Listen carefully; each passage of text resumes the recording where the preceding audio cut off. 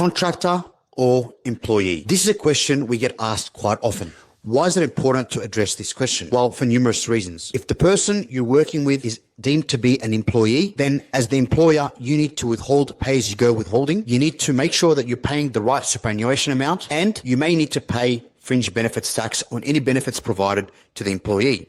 So yeah, it's quite a big deal. If the person is deemed to be a contractor, you don't need to pay any of that.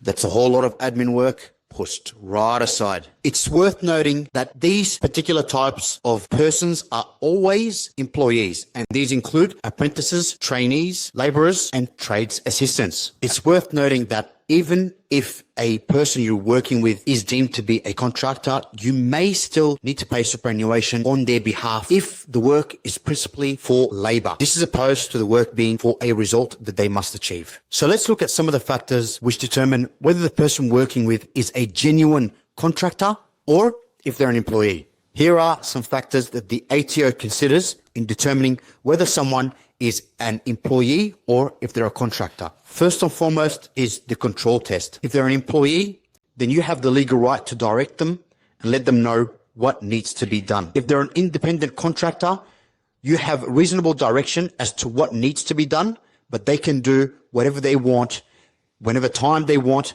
in relation to achieving that result for you.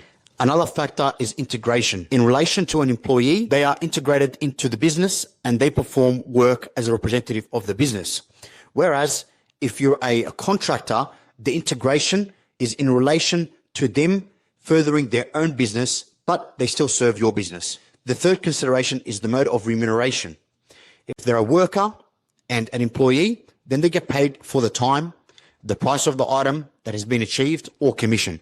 Whereas if they are an independent contractor, once more, they are contracted to achieve a particular result, and once that result is completed, then they get paid. If something happens and they need to fix an issue, then they fix that issue from their own cost and their own pocket. The fourth consideration is the ability to subcontract or delegate the work. An employee is contractually obligated to do the work themselves, whereas a contractor is able to delegate the work and pay others to do the work for them, so long as it's in the course of completing that result. The fifth consideration is the provision of tools. If the person is an employee, more likely you are providing all the tools to them and they're just there to complete the work using those tools. However, if the provision of the tools is provided by the contractor, then they are deemed to be a contractor because they are responsible for providing everything to complete the result that they've set out to achieve for you and you have agreed for them to do. In relation to risk, an employee is covered by their employer in relation to any risk, including injury or anything else that happens while they're at work. In relation to a contractor, they bear all the risk. And if anything happens, then they must pay from their own pocket